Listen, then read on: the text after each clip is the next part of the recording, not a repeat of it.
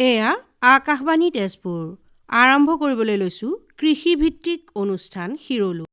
শ্ৰোতাসকল, আজিৰ শিৰলু অনুষ্ঠানত আমি কৃষি বিভাগৰ ধ্বজাবাহী আঁচনিসমূহৰ বিষয়ে কিছু কথা পাতিম আৰু তাৰ বাবে আজি আমি আমাৰ ষ্টুডিঅ'লৈ আমন্ত্ৰণ কৰি আনিছোঁ শোণিতপুৰ জিলাৰ জিলা কৃষি বিষয়া শ্ৰীযুত নৰেন শৰ্মাদেৱক। নমস্কাৰ শ্ৰীযুত শৰ্মা। নমস্কাৰ। আপোনাক আমাৰ এই শিৰলু অনুষ্ঠানলৈ স্বাগতম জনাইছোঁ। নমস্কাৰ, ধন্যবাদ।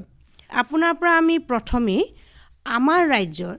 যিসমূহ আঁচনি আছে চৰকাৰী, সেই বিষয়ে অলপ জানিব খুজিম। এই বিষয়ে আমাৰ শ্ৰোতাসকলক অলপ অৱগত কৰাওকচোন। ৰাজ্যৰ লগতে আমাৰ জিলাত যিখিনি আঁচনি চলি আছে তাৰ ভিতৰত ফ্লেগশ্বিপ ধ্বজাবাহী আঁচনি যিখিনি চলি আছে, PM কিষাণ, PMFBY, PMKSY আৰু PDMC, তাৰ লগত আৰু অন্যান্য আঁচনিসমূহ চলি আছে ধ্বজাবাহী। এইখিনি আঁচনিৰ বিষয়ে মই ক'বলৈ যাওঁতে প্ৰথমতেই আমি ক'ব লাগিব যে PM কিষাণ যিটো আঁচনি, প্ৰাইম মিনিষ্টাৰ কৃষি সন্মান নিধি, প্ৰধানমন্ত্ৰী কৃষি সন্মান নিধি, এই আঁচনিটো আমাৰ শোণিতপুৰ জিলাত আমাৰ যিটো 21তম ইনষ্টলমেণ্ট আমাৰ পালে আমাৰ কৃষক ৰাইজসকলে, সেইটোত আমাৰ এই আঁচনিটোত প্ৰায় 37,905 গৰাকী কৃষকে পাইছে। ইয়াৰ ভিতৰত আমাৰ প্ৰায় 1,200-1,425জনমান কৃষকে পোৱা নাই। সেইখিনি আগতে 20তমত পাইছিলে। তাৰ ভিতৰত জনমান কৃষক এনেকুৱা যিখিনি আমাক সেইখিনি পোৱা নাই, মানে তেওঁলোকক কেঞ্চেল কৰা নাই, তেওঁলোকক হোল্ড কৰি ৰখা হৈছে যে তেওঁলোকৰ মাটি 19 চনৰ পিছত যিখিনি ৰেজিষ্ট্ৰেশ্যন মাটি বা কিছুমান এনেকুৱা হয় তেওঁলোকৰ বেংকৰ বস্তুটো EKYC বা তেনেকুৱা ধৰণৰ বস্তুটো তেওঁলোকৰ ক্লিয়াৰ নহয়, বা কিছুমান ক্ষেত্ৰত একেখন ৰেচন কাৰ্ড লৈ তেওঁলোকে পাইছে। গতিকে সেইখিনি আমি বিভাগে ভেৰিফিকেশ্যন কৰি আমি আছোঁ। সেইখিনি মানুহ আমি পিছৰ ইনষ্টলমেণ্টত পাই যাব। আৰু নতুনকৈ এই PM কিষাণ যিটো আঁচনিত অন্তৰ্ভুক্ত হ'বলৈ হ'লে তেওঁলোকে প্ৰথমতে মই কওঁ যে আমাৰ যিটো কেন্দ্ৰীয় চৰকাৰে ফাৰ্ম ৰেজিষ্ট্ৰি, কৃষকৰ পঞ্জীয়ন কৰি আছে, এই ফাৰ্ম ৰেজিষ্ট্ৰিত প্ৰথমতে তেওঁলোকে অন্তৰ্ভুক্ত হ'ব লাগিব। তাৰ কাৰণে তেওঁলোকে নিজৰ নামত থকা মাটি জমামন্দিৰ কপি বা তেওঁলোকৰ দেউতাকৰ নামত থকা মাটি সেই ডাক পট্টা নম্বৰ দি আমাৰ কি হয়, ফাৰ্ম ৰেজিষ্ট্ৰি কেম্প আছে আৰু আমি ID খুলি দিছোঁ। আমাৰ গাঁওবুঢ়াসকল আছে, কৃষি সখীসকল আছে, তেওঁলোকে তেওঁলোকৰ নিজৰ স্থানীয় জেগাত গৈ তেওঁলোকৰ তাতে প্ৰথমতে তেওঁলোকে কৃষক হিচাপে নামটো পঞ্জীয়ন কৰিব লাগিব। ফাৰ্ম ৰেজিষ্ট্ৰি যিটো আমাৰ আঁচনি চলি আছে, এইটো গোটেই গভৰ্ণমেণ্ট অফ ইণ্ডিয়াৰ প্ৰগ্ৰেম। এই আঁচনিটো প্ৰথমতে কৃষক হিচাপে পঞ্জীয়ন কৰিব লাগিব। পঞ্জীয়ন কৰাৰ পিছতহে তেওঁলোকে PM কিষাণত এপ্লাই কৰিব লাগিব। তাৰমানে আমাৰ এই যিটো PM কিষাণ আঁচনি যিসকলে পাই আছে তেওঁলোকেও ফাৰ্ম ৰেজিষ্ট্ৰি অন্তৰ্ভুক্ত কৰিব লাগিব। আমি সেই গোটেইখিনিয়ে কৰিলোঁ, মাত্ৰ 820জনমান কৃষকহে বাকী আছে। সেই কৃষকসকল আমি হাইলাইট কৰি কোনকেইখন গাঁৱত বা কোনখিনি জেগাত এতিয়াও তেওঁলোকে কৰা নাই, সেইখিনিক আমি বিচাৰি উলিয়াই তেওঁলোকক কৰাবৰ ব্যৱস্থা কৰিছোঁ। গতিকে মই সেই PM কিষাণ আঁচনিটোত কৃষকসকলে অন্তৰ্ভুক্তিত যোৱাৰ আগতে প্ৰথম তেওঁলোকে নামটো ফাৰ্মাৰ ৰেজিষ্ট্ৰি হিচাপে সোমাব লাগিব। কাৰণ ফাৰ্মাৰ ৰেজিষ্ট্ৰি হিচাপে নোসোমোৱাকৈ তেওঁলোকে যদি PM কিষাণ আঁচনিত সোমাবলৈ যায়, পিছৰ ইনষ্টলমেণ্টত আকৌ তেওঁলোকৰ নামটো কটা যাব পাৰে। সেইকাৰণে আমি এইটো বহুত গুৰুত্বপূৰ্ণ কথা যে ফাৰ্ম ৰেজিষ্টাৰ কৃষকৰ পঞ্জীয়নটোত অন্তৰ্ভুক্ত কৰিব লাগিব। এইটো আমাৰ আঁচনি চলি আছে, এইটো পঞ্জীয়ন, আৰু এইটো 50% ওপৰত আমাৰ এই সপ্তাহ দিনৰ ভিতৰত আমি ইতিমধ্যে আমি শোণিতপুৰ ডিষ্ট্ৰিক্টে আমি প্ৰায় 55% ওপৰতেই কৰিলোঁ। কিন্তু কি হয়, গোটেই জিলাসমূহৰ যিটো গড় ভিত্তিটো অকণমান কমি আছে, 43.6 মান হৈ আছে। গতিকে সেইটো আমি উঠাবৰ কাৰণে আমাক এটা টাৰ্গেট দিছে। এই সপ্তাহ দিনৰ ভিতৰত আমি প্ৰায় 5,000মান কৃষকৰ ফাৰ্ম ৰেজিষ্ট্ৰিটো তেওঁলোকে অন্তৰ্ভুক্ত কৰিব লাগে, যিটো জিলা ভিত্তিত আমাৰ 50% ওপৰত যাবৰ কাৰণে, মানে অসম ভিত্তিত। আৰু তেতিয়া আমাৰ কি হয়, কেন্দ্ৰীয় চৰকাৰৰ পৰা বাজেটসমূহ আহিবৰ কাৰণে মানে সুবিধা হয়। সেইটো কাৰণে আমাক এইটো বিশেষ ঠাঁচ দিছে। আৰু এইখিনিয়ে PM কিষাণৰ কথা। যদি ফাৰ্ম ৰেজিষ্ট্ৰিত অন্তৰ্ভুক্ত কৰাৰ পিছত তেওঁলোকে যিসকল কৃষকে এতিয়াও জনা নাই, তেওঁলোকে কি হয়, তেওঁলোকৰ আধাৰ কাৰ্ড বা মাটিৰ ডাক পট্টা নম্বৰ লৈ তেওঁলোকে অনলাইনত প্ৰথমতে এপ্লাই কৰিব। অনলাইনৰ পৰা ফৰ্মখন উলিয়াই তেওঁলোকে আমাৰ কি হয়, কৃষি বিভাগৰ যি আমাৰ কৰ্মী আছে, সম্প্ৰসাৰণ কৰ্মী আছে বা বিষয়া আছে, তেওঁলোকৰ চহীটো লৈ আমাৰ কি হয়, মণ্ডল অফিচ, তাৰমানে আমাৰ চাৰ্কুল অফিচৰ মাটিটো তেওঁলোকে তাৰ পৰা ভেৰিফাই কৰি ল'ব লাগিব কোনটো দাগ নম্বৰত কৰিছে তাৰপিছত তেওঁলোকে আনি আমাৰ জিলা কৃষি অফিচত কৃষি বিষয়াৰ জিলা অফিচত জমা দিয়াৰ পিছত আমি সেইটো কৰিম এতিয়ালৈকে পৰ্টেলৰ কাম চলি আছে আমি নতুন পঞ্জীয়ন নহ'ব কিন্তু বাকীখিনি কাম তেওঁলোকে কৰি থাকিব পাৰে যিখিনি মানে ক্ষেত্ৰভিত্তিক কাম কৰিবলগীয়া সেইখিনি কৰি অনলাইন কৰি চহী কৰি ফৰ্মখিনি আমাৰ জিলা কৃষি বিভাগত জমা দি থ'ব পাৰে তেতিয়াহে আমাৰ যেতিয়াই পৰ্টেল খুলিব তেতিয়াই আমি তেওঁলোকক এণ্ট্ৰি কৰি দিব পাৰিম সেইখিনিয়ে PM কিষাণৰ বিষয়ে মোৰ ক'বলগীয়া আছিলে হয় ইয়াৰ পৰা আমি বুজিলোঁ যে চৰকাৰী আঁচনিসমূহৰ সুবিধাসমূহ গ্ৰহণ কৰিবলৈ প্ৰথমতে ফাৰ্ম ৰেজিষ্ট্ৰিটো কৰি লোৱাটো একেবাৰে হয় এতিয়া জৰুৰী বহুত জৰুৰী মানে অকল আপোনাৰ মই PM কিষাণেই কোৱা নাই বিভিন্ন আমাৰ ধ্বজাবাহী আঁচনি হওক বা ষ্টেটৰ যিখিনি আমাৰ জিলাভিত্তিক যিখিনি আঁচনি আমাৰ আহিছে বা আহিবলগীয়া আছে তাত যদি ফাৰ্মাৰ ৰেজিষ্ট্ৰি কৃষক হিচাপে পঞ্জীয়ন নকৰে তেতিয়াহ'লে তেওঁলোকক আমি বেনিফিচাৰী হিচাপে দিবলৈ ভৱিষ্যতে অসুবিধা হ'ব আমি যিটো এতিয়া আধাৰ বা ফোন নম্বৰ লৈ বেনিফিচাৰী অন্তৰ্ভুক্ত কৰি আছোঁ সেইটো অনতিপলমে আমি কি হয় আমাৰ ইনষ্ট্ৰাকশ্যন আহিব যে আমি তেওঁলোকৰ ফাৰ্ম ৰেজিষ্ট্ৰি আইডিটো ল'ব লাগিব আইডি লৈহে আমি তেওঁলোকক কোনো বস্তু আমি দিব পাৰিম নহ'লে বাতিল হ'ব নহ'লে তেওঁ নাপাব তাৰমানে নাপাব ইয়াৰ পিছতে আৰু এটা আমাৰ ধ্বজাবাহী আঁচনি চলি আছে প্ৰাইম মিনিষ্টাৰ প্ৰধানমন্ত্ৰীৰ ফচল বীমা আঁচনি এই ফচল বীমা আঁচনিটো আপোনাৰ এই যিটো ৰাবিৰ যিটো প্ৰগ্ৰেম এইটোত আমাৰ ইতিমধ্যে এতিয়ালৈকে সৰিয়হ আৰু ইয়াৰ আগতে যিটো আছিল আমাৰ আলু এইখিনি পঞ্জীয়ন হৈ গৈছে আৰু এতিয়া আমাৰ চুগাৰ কেন আৰু কুঁহিয়াৰ আৰু আপোনাৰ এতিয়া যিটো ৰাবি ধান হ'ব চামাৰ পেডি সেইটোৰ কাৰণে এতিয়া ইঞ্চুৰেঞ্চটো চলি আছে আৰু ফচল বীমা আমাৰ শোণিতপুৰ জিলাত কৰি আছে SBI জেনেৰেল ইঞ্চুৰেঞ্চ লাইফে আৰু এই আঁচনিটোত 1 হেক্টৰলৈকে আপোনাৰ 100 টকাহে মানে আমাৰ কৃষকসকলে দিব লাগে তেওঁ নিজৰ নামত মাটি দাগ পতা নম্বৰ এগেইনষ্টত আৰু বাকী যিখিনি পইচা হয় তাৰমানে মাত্ৰ 100 টকাৰ পিছত 13 পৰা 1400 টকা শস্যভিত্তিক বেছি হয় আলুৰ কাৰণে অলপ বেছি হ'ব সৰিয়হ ধানৰ কাৰণে প্ৰায় একেটাই এই 100 টকা বাদে বাকীখিনি তেওঁলোকৰ পঞ্জীয়ন হোৱাৰ পিছত আমি তেওঁলোকৰ যিখিনি আমাৰ নাম আমাৰ আহিব আমাৰ লগত পঞ্জীয়ন কৰিব আমি তেওঁলোকক DLC কৰি ডিষ্ট্ৰিক্ট লেভেল সিলেকশ্যন কমিটি কৰি আমি কি হয় আমি গভৰ্ণমেণ্টলৈ পঠাম গভৰ্ণমেণ্টে আমাৰ যিটো চৰকাৰে তেতিয়া আমি যেতিয়া আমাৰ জিলাৰ ভিত্তিত জিলা ডিষ্ট্ৰিক্ট কমিশ্যনাৰ আৰু বাকী অন্যান্য আমাৰ যি কমিটিৰ মানুহসকলে সেই মানুহখিনি এপ্ৰুভ কৰি আমি পঠোৱাৰ পিছত চৰকাৰে কি হয় বাকী যিখিনি টকা চৰকাৰৰ ফালৰ পৰা ইঞ্চুৰেঞ্চ কোম্পানীক দিব লাগে সেই ইঞ্চুৰেঞ্চ কোম্পানীক তেওঁলোকে দিব লাগিব আৰু এইটো এটা কথা এতিয়া চলি আছে কুঁহিয়াৰ আৰু ৰাবি ধানত যিটো আগতীয়া আহু বুলি কয় আৰু যিটো আমি চামাৰ পেডি বুলি কওঁ সেইটোত চলি আছে আৰু এইটো আমাৰ টাৰ্গেট আছে প্ৰায় 25,000 হেক্টৰ 25,000 নাম্বাৰ ফাৰ্মাৰ ওপৰত আছে আমি এতিয়ালৈকে সৰিয়হৰ ক্ষেত্ৰত আৰু যিটো আমাৰ চলি গ'ল আলু ইয়াৰ ক্ষেত্ৰত আমি প্ৰায় 8,040 জন কৃষকক আমি ফচল বীমা অন্তৰ্ভুক্ত কৰিছোঁ আৰু এইটো আমাৰ ফেব্ৰুৱাৰী মাহলৈকে চলি থাকিব যিটো আমাৰ চামাৰ পেডিত কৈছোঁ ইয়াত কৃষকসকলে এতিয়া জনা হৈছে কাৰণ আমি উইণ্টাৰ পেডি আমাৰ যিটো খালি ধান তাতো আমি প্ৰায় 70,000 ওপৰৰ কৃষকক আমি অন্তৰ্ভুক্ত মানে ইঞ্চুৰেঞ্চ পাইছে আৰু এইটো হয় তেওঁলোকৰ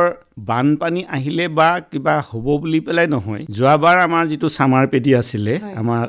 ৰবি শস্য তাত 3,300 কৃষকৰ ওপৰৰ মানুহে ইঞ্চুৰেঞ্চ পাইছে তাৰ ইঞ্চুৰেঞ্চৰ টকা তেওঁলোকৰ তাত সোমাইছে এইটো ব্যক্তিগত বস্তু এতিয়া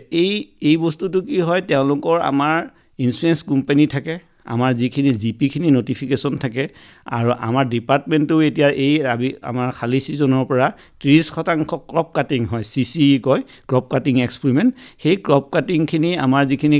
ধানখিনি আমাৰ চিলেক্ট হয় আমি ক'ত কৰিম এইটো দাগ পতা নম্বৰ বা হেৰিৰ ওপৰত আমাৰ বিভাগে 30% আৰু 70% আমাৰ যি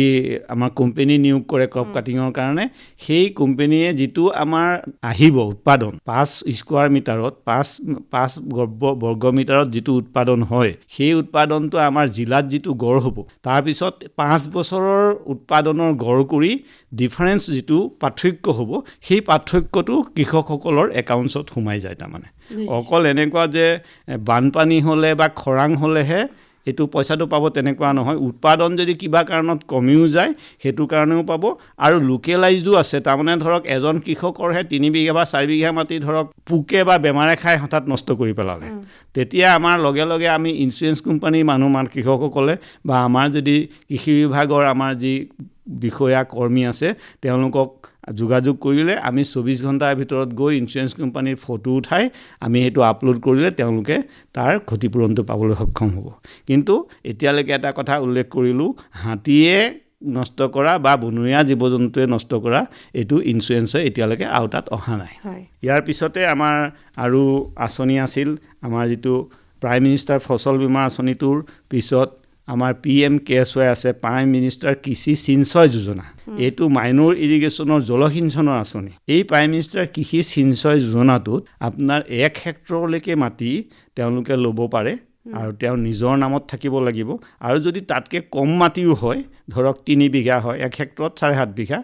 যদি 3 বিঘা হয় 4 বিঘা হয় বা 2 বিঘাও হয় তেতিয়া কি হয় সেই অনুসাৰে এইটো হ'ল স্প্ৰিংকলাৰ ইৰিগেশ্যন যেনে বাগানখিনি যেনেকৈ স্প্ৰিংকলিং কৰি দিয়ে আৰু PDMCটো হ'ল PDMC পাৰ ড্ৰপ মোৰ কপ মানে এইটো ড্ৰপ কৈ টোপালকৈ পানীটো পৰে এইটো ধৰক আপোনাৰ আমাৰ যিখিনি হৰ্টিকালচাৰ শাক পাচলি বা ফল মূল বিশেষকৈ সেই ফল মূলত এইটো হয় এতিয়া আমি যোৱা বছৰলৈকে আমাৰ প্ৰায় যোৱা বছৰ 400 ওপৰ কৃষকে এইটো কৰিছে এই বছৰ আমাৰ এতিয়ালৈকে আমি 300 ওপৰ কৃষকক এইটো দিছোঁ আৰু এতিয়াও অনলাইন কোম্পানী আছে 4-5টা কোম্পানীয়ে তেওঁলোকে ফিল্ডত গৈ ফৰ্মখিনি কালেক্ট কৰি যিখিনি আমাৰ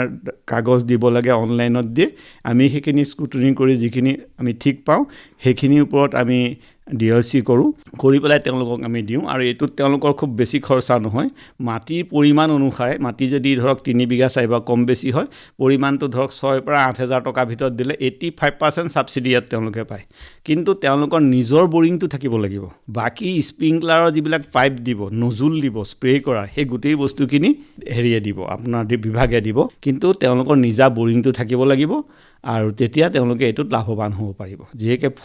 ফল মূল শাক পাচলি আজিকালি ফিল্ড ক্ৰপছতো সৰিয়হ বা এইখিনিতো মানুহে ইয়াত লৈছে আৰু এইটো হ'ল আমাৰ মাইনৰ ইৰিগেশ্যনৰ program HMNS horticulture mission for North east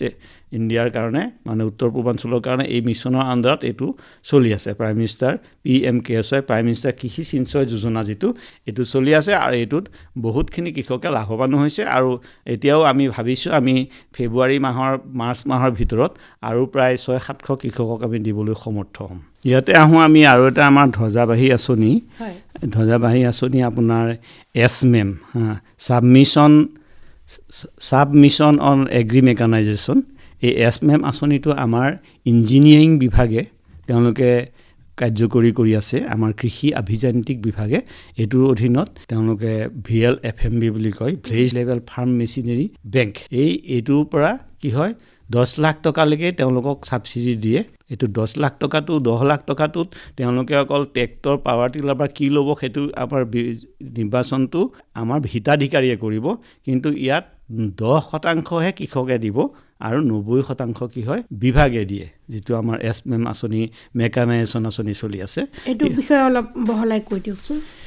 এইটো অধীনত আমাৰ যিখিনি আঁচনি আহিব ধৰক আমাৰ এটা সমষ্টিতে 3টা বা 4টা বা 5টা গোটক আমি দিও এইটো গোট লাগিব অকল ইন্ডিভিজুৱেল এজন ব্যক্তিগত কৃষকক দিয়া নহয় এইটো 10 জন বা তাতোধিক কৃষকে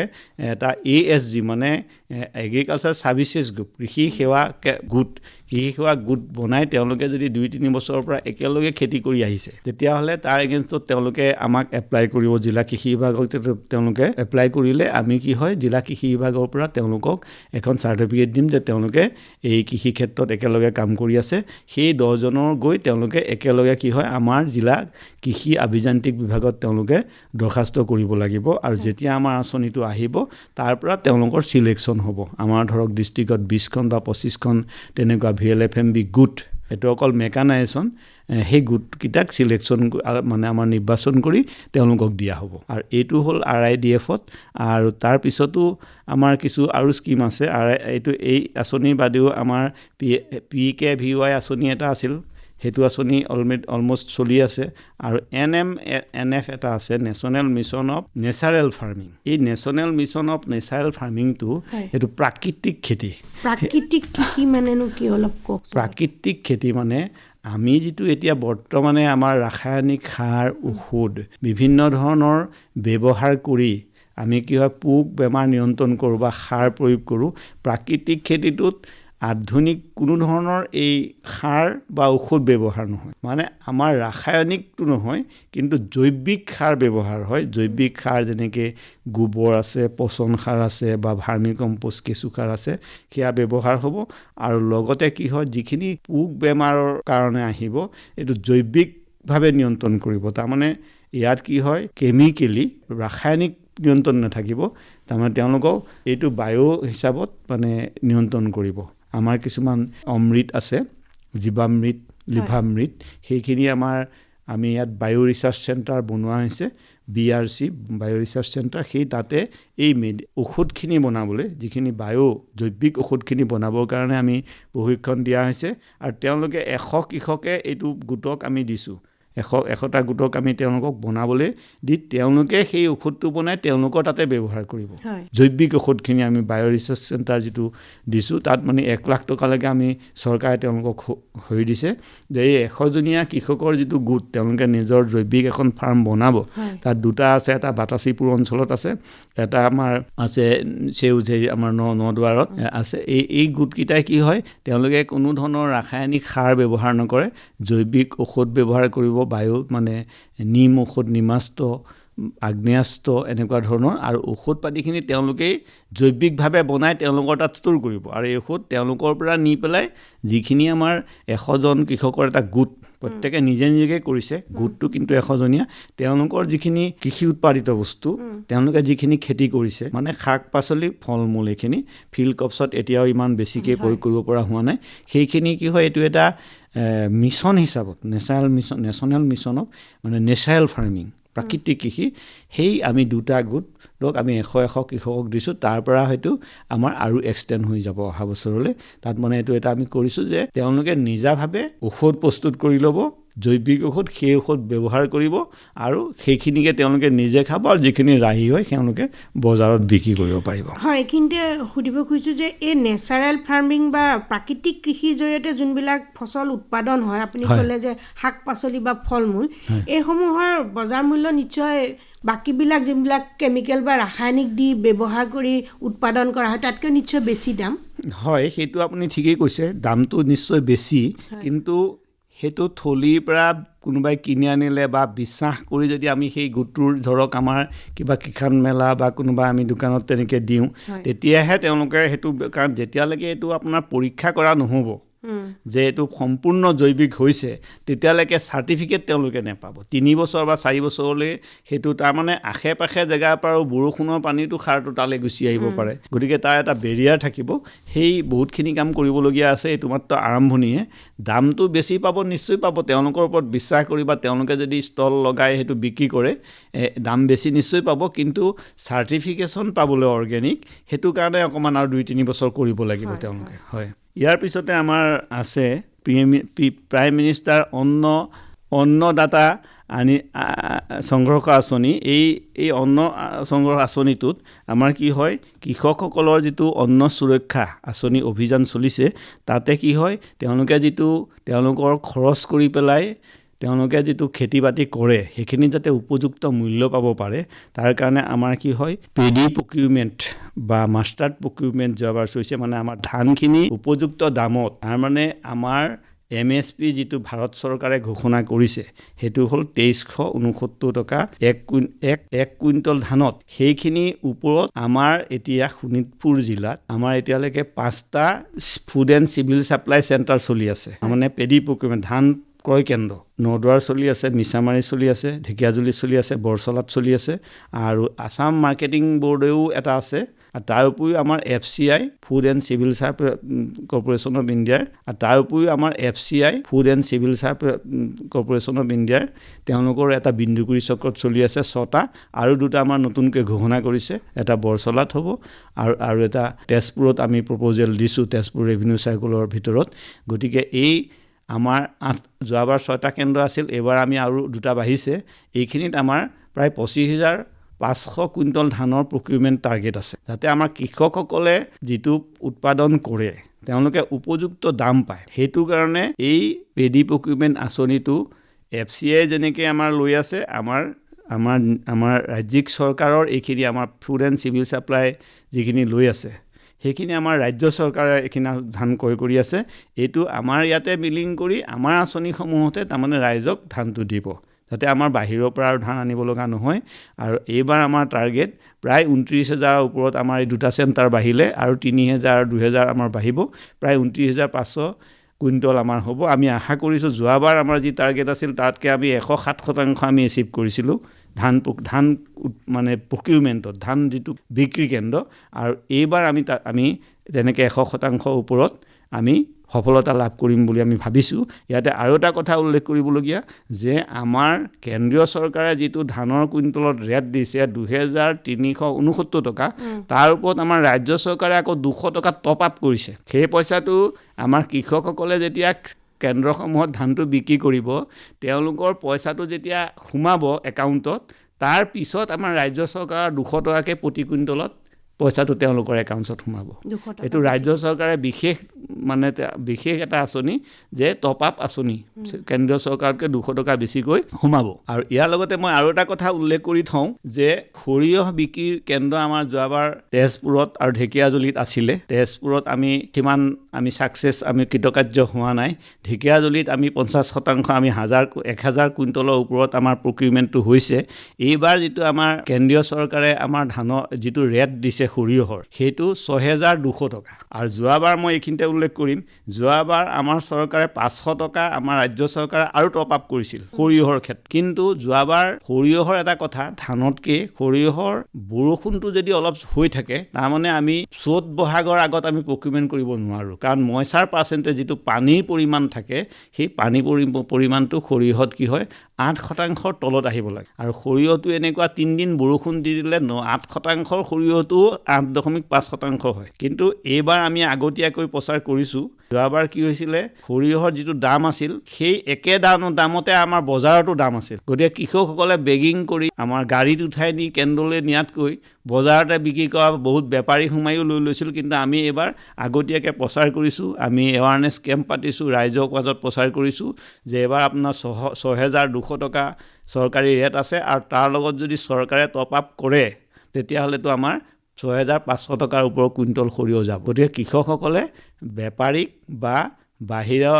বজাৰত নি বিক্ৰী কৰিব নালাগে, আমাৰ কেন্দ্ৰত তেওঁলোকে খালি ভালকৈ শুকুৱাওক, চাফ চিকুণ কৰি আমাৰ যিটো নৰ্মছ আছে যে 3% তলত ধূলি বালি হ'ব লাগে, শুকোৱা যিটো সৰিয়হৰ আছে যে 8% তলত মইচাৰ যিটো আৰ্দ্ৰতাৰ পৰিমাণ সেইটো হ'ব লাগে, সেইখিনি ভালকৈ চাফ চিকুণ কৰি শুকুৱাই দিয়াৰ পিছত সৰিয়হৰ কেন্দ্ৰ ইতিমধ্যে ঘোষণা হৈছে 2টা চেণ্টাৰ, আমাৰ তেজপুৰত এটা আৰু এটা ঢেকীয়াজুলিত, আৰু 2টা আমাৰ ফুড এণ্ড আমাৰ খাদ্য আৰু অসামৰিক যোগান বিভাগেই কৰিব। আৰু গতিকে মই ৰাইজক অনুৰোধ কৰিম যে সৰিয়হৰ ক্ষেত্ৰত তেওঁলোকে কি হয় উপযুক্ত দাম পাব। ধানত চৰকাৰে টপ আপ কৰিছে 200 টকা, সৰিয়হতো আমি আশা কৰিম 300-400 টকা টপ আপ কৰিলে পৰুৱাকৈ যদি দিয়ে তেতিয়াহ'লে 6,500 টকাৰ ওপৰত কুইণ্টল পাব। মাৰ্কেটত 55-56-57কৈ বহুত বিক্ৰী কৰি পেলাইছে মানুহে। গতিকে এইবাৰ কি হয় তেনেকুৱাকৈ ৰাইজে বিক্ৰী নকৰি আমাৰ যিটো তেওঁলোকে কৃষকৰ সংঘৰ্ষ অভিযান, তেওঁলোকে কিন্তু খেতি কষ্ট কৰি পেলাই খেতি কৰি এই অভিযানটো চলাই উৎপাদন কৰিছে, তাৰ দামটো যেনেকৈ আমাৰ কেন্দ্ৰীয় চৰকাৰে দিছে উপযুক্তভাৱে, ৰাজ্য চৰকাৰেও তাৰ ওপৰত আৰু বেছিকৈ দিছে। গতিকে তেওঁলোকে কি হয় বাহিৰত বিক্ৰী নকৰি আমাৰ কেন্দ্ৰসমূহলৈ আহক। ইয়াত একো নাই, দাগ পতা নম্বৰ দি তেওঁলোকে এখন খালি কিমান মাটিত সৰিয়হ কৰে বা এতিয়া ধান প্ৰকিউৰমেণ্টৰ আমি যিখিনি চাৰ্টিফিকেট দি আছোঁ সেইখিনি তেওঁলোকে কিমান মাটিত ধান কৰে, খালি সেই এটা বায়'মেট্ৰিক মেচিন আহিছে, এইবাৰ তেওঁলোকে হাতৰ চাপ চকুৰ চাপ দিব লাগিব, যাতে বেলেগে সেইটো ডুপ্লিকেচি কৰিব নোৱাৰে, বেলেগৰ নামত কোনো চাৰ্টিফিকেট লৈ পেলাই যাতে ধান বা সৰিয়হ বিক্ৰী কৰিব নোৱাৰে। আগতে অসমত এইটো নাছিলে, ভাৰতৰ বেলেগ জেগাত বায়'মেট্ৰিক পদ্ধতি, এইবাৰ নতুনকৈ বায়'মেট্ৰিক পদ্ধতিটো আহিছে, কোনো সমস্যা নাই। যিখন যাতে কোনো ধৰণৰ বাহিৰা মানুহে ইয়াত সোমাই পেলাই ধান বা সৰিয়হ বিক্ৰী কৰিব নোৱাৰে বেপাৰী, সেইটো কাৰণে কৈছোঁ যাতে আমাৰ কি হয় 100% ভাল ধৰণে প্ৰকিউৰমেণ্টটো হয় আৰু কৃষকৰ হাতলৈহে যাতে পইচাটো যায়, হয় বেলেগৰ হাতলৈ নাযায়। এইবাৰ বায়'মেট্ৰিক পদ্ধতিটো নতুন আহিছে প্ৰকিউৰমেণ্টত, এই বিক্ৰী কেন্দ্ৰবিলাকত, আৰু আমি ইতিমধ্যে আমাৰ কৃষি উন্নয়ন বিষয়াসকলক বায়'মেট্ৰিক মেচিন আমি দি দিছোঁ, আৰু তেওঁলোকে সেইটো কৃষকসকলে মাটিৰ কাগজৰ লগত তেওঁলোকে নিজে গৈ মাটিৰ যিজন মালিক, কাৰণ তেওঁলোকৰ মাটিৰ যি ডকুমেণ্টছ বসুন্ধৰা বাটত তেওঁলোকৰ তাত তেওঁলোকৰ নাম আছে, আধাৰ নম্বৰ আছে, গতিকে বায়'মেট্ৰিক পদ্ধতিটোত গ'লে 100% আমি ভাল হ'ব বুলি ভাবিছোঁ। আৰু কৃষকসকলেও কি হয় মাজত বেলেগ মানুহ সোমাই যাতে লাভ ল'ব নোৱাৰে, সেনেকুৱা হৈ কৃষকসকলে মানে লাভ পাব। এইখিনিয়ে মোৰ ক'বলগীয়া। এই PPC চেণ্টাৰ যিখিনি কথা ক'লোঁ, তাৰপিছত আপোনাৰ আমাৰ আৰু যিখিনি আঁচনি চলি আছে ধ্বজাবাহী, এই আঁচনিখিনিত AIF বুলি এটা আঁচনি আছে, এগ্ৰিকালচাৰ ইনফ্ৰাষ্ট্ৰাকচাৰ প্ৰগ্ৰেম। এই AIF আঁচনিটোত আমাৰ যিখিনি প্ৰচেছিং ইউনিট ডাঙৰ, ধৰক আমাৰ কৃষকে ডাঙৰ এটা প্ৰচেছিং ইউনিট বা এটা কোল্ড ষ্ট'ৰেজ খুলিব, বা তেওঁলোকে কিবা জাম জেলি বনোৱা ডাঙৰ এটা আঁচনি নিজাকে তেওঁলোকে কৰিব, বেংকৰ পৰা লোন লৈছে। এই এগ্ৰিকালচাৰ ইনফ্ৰাষ্ট্ৰাকচাৰ আঁচনিটো এনেকুৱা, তেওঁলোকে যিমানখিনি লোনৰ পাৰ্চেণ্টেজ হয় 7% বেংকৰ পৰা হয়, তাত 4% আৰু চেণ্ট্ৰেল গভৰ্ণমেণ্টে তাত ৰেহাই দিয়ে। সেই পইচাটো আমাৰ কৃষি বিভাগৰ পৰা এই এগ্ৰিকালচাৰ ইনফ্ৰাষ্ট্ৰাকচাৰ ফাণ্ডটোৰ জৰিয়তে আমাৰ কৃষকসকলৰ মাজত সোমায়। এইখিনি আৰু ইয়াৰ পৰাও আছে আমাৰ নেশ্যনেল হৰ্টিকালচাৰ মিছনৰ আণ্ডাৰত নেশ্যনেল মিছন আছে। এই যিটো নেশ্যনেল মিছন মানে মৌ পালন, এই মৌ পালনৰ মিছনতো আমি কি হয়, বিভিন্ন আমাৰ যিখিনি সৰিয়হ হোৱা জেগা আছে, সৰিয়হ হোৱা জেগাত আমি প্ৰায় বহুতখিনি প্ৰশিক্ষণৰ ব্যৱস্থা কৰিছোঁ, যাতে মানুহখিনিয়ে মৌ পালন কৰে, আৰু আমি সেই মানুহখিনিক মৌ বাঁহ দিয়াৰো ব্যৱস্থা কৰিম। আমাৰ যি মৌ মিছনত আছে, সেই মৌ পালন কৰি তেওঁলোকে কি হয়, দুটা পৰা লাভ হ'ব। তেওঁলোকে মৌটো পাব উৎপাদন, আৰু মৌটো থকাৰ লগে লগে কি হয়, আমাৰ সৰিয়হত যিখিনি পৰাগযোগ হয়, সেই পৰাগযোগটো বাঢ়ি যাব, আৰু তেতিয়া তেওঁলোকে কি হয়, সৰিয়হৰ উৎপাদনটো বহুত পাব। সেইটো কাৰণে national board of horticulture mission যিটো, এইটো মিছনে আমাৰ ইয়াত ট্ৰেইনিং দিছে। আমি বিভিন্ন আমাৰ যিটো কৃষি উন্নয়ন চক্ৰ আছে, কৃষি উন্নয়ন চক্ৰত আমি চাই যিবিলাক জেগাত আপোনাৰ সৰিয়হৰ খেতি বেছিকৈ হয়, সেইবিলাক জেগাত 3টা 4টা বা 5টালৈকে আমি কৃষি উন্নয়ন চক্ৰবিলাকত আমি প্ৰশিক্ষণ দিয়াইছোঁ। আৰু সেই তেওঁলোকৰ মাজত আমাৰ কি হয়, আমি মৌৰ বাকচ আৰু মৌৰ বাঁহটো তেওঁলোকক আমাৰ দিয়া হ'ব, আৰু সেইখিনি সময়মতে কি হয়, তেওঁলোকে পালন কৰিব, আৰু যাতে আমাৰ উৎপাদনটো বাঢ়ি যায়। মৌ তেওঁলোকে পালন কৰি তেওঁলোকে লাভৱান হ'ল, আৰু আমাৰ সৰিয়হই নহয়, মৌটো থাকিলে আপোনাৰ সৰিয়হ, তিল, ফুলজাতীয় যিবিলাক হয়, তিল, চিচেমাম, এইবিলাকত লেচু, এই সকলোখিনিতে কি হয়, কৃষকসকল উপকৃত হ'ব। তাৰমানে উৎপাদনৰ পৰিমাণটো বাঢ়ি যাব। হয়। শ্ৰীযুত শৰ্মা, আজি আপোনাৰ লগত কৰা এই আলোচনাৰ পৰা আমাৰ চৰকাৰৰ কৃষি বিভাগৰ ধ্বজাবাহী আঁচনিসমূহৰ বিষয়ে আমি বহু কথা জানিলোঁ, আৰু আশা কৰোঁ আজিৰ এই কথোপকথনৰ পৰা আমাৰ শ্ৰোতাসকলৰ লগতে কৃষকসকলো নিশ্চয় উপকৃত হ'ব পাৰিব। আপুনি আপোনাৰ সময় দি আমাৰ এই অনুষ্ঠানত যোগদান কৰাৰ বাবে আপোনালৈ অশেষ ধন্যবাদ থাকিল। নমস্কাৰ। ধন্যবাদ। আপোনালোকে আকাশবাণী কেন্দ্ৰৰ পৰা মোক মাতি আনি আমাৰ আঁচনিসমূহৰ বিষয়ে ৰাইজক অৱগত কৰোৱা, আৰু ৰাইজৰ তাৰ জৰিয়তে যাতে উন্নতি হয়, লাভৱান হয়, সেইটো মই আশা কৰিলোঁ। তেতিয়া মই এই প্ৰচেষ্টাটো মই ফলৱৰ্তী হ'ম। ধন্যবাদ। শিৰলু অনুষ্ঠানটি শুনিলে। আজিৰ শিৰলু অনুষ্ঠানত কৃষি বিভাগৰ ধ্বজাবাহী আঁচনিসমূহ এই বিষয়ে কিছু কথা পাতিবলৈ আমাৰ লগত আছিল শোণিতপুৰ জিলা কৃষি বিষয়া শ্ৰীযুত নৰেন শৰ্মা। অনুষ্ঠানটি যুগুতাই আগ ধৰিলে জিনিয়া শৰ্মাই। অনুষ্ঠানটিৰ প্ৰযোজনা ৰূপান্ত কুমাৰ দাসৰ।